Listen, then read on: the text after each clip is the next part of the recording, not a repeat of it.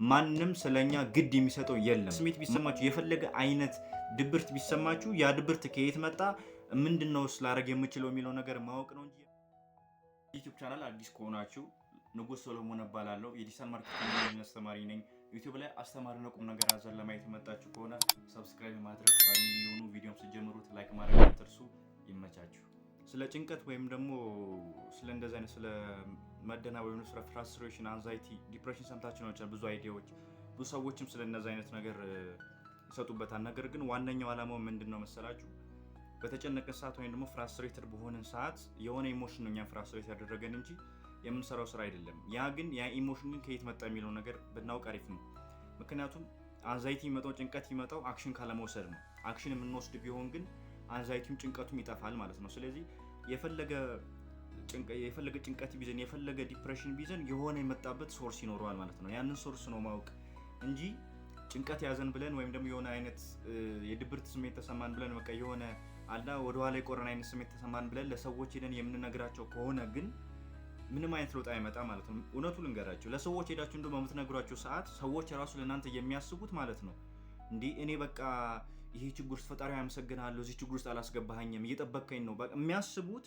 ስለናንተ ችግር ሳይሆን በነገራቸው ሰዓት ስለራሳቸው ችግር ብቻ ነው የሚያስቡት እንጂ ስለናንተ ማንም የሚያስብላችሁ የለም ማለት ነው። ስለዚህ የፈለገ አይነት ስሜት ቢሰማችሁ የፈለገ አይነት ድብርት ቢሰማችሁ ያ ድብርት ከየት መጣ ምንድነው ስላረግ የምችለው የሚለው ነገር ማወቅ ነው እንጂ የሚሻለው ሄዶ ለሰው መናገር ምንም ጥቅም አያመጣም።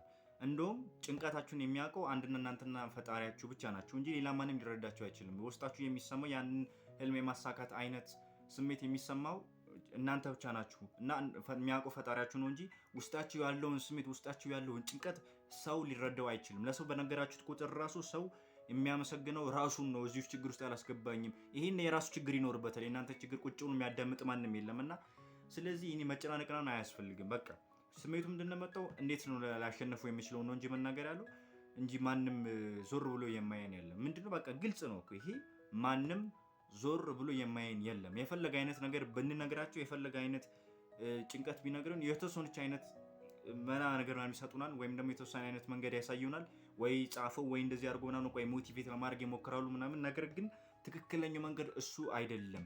ምንድነው እውነታው? ማንም ስለኛ ግድ የሚሰጠው የለም።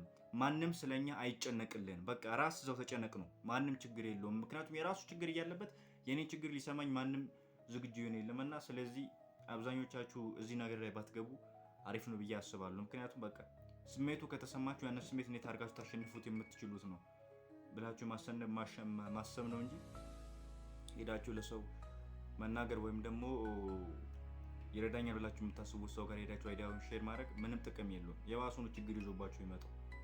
የምሬን ነው የምላችሁ። አይ ቲንክ የሆነ ቫልዩ እንዳገኛችሁበት ተስፋ አደርጋለሁ። ሰብስክራይብ በማድረግ ሚሊዮኑ ቪዲዮውን ላይክ ማድረግ አትርሱ። የሆነ ቪዲዮ ሰርቼላችኋለሁ ስለ ትምህርት ምናምን።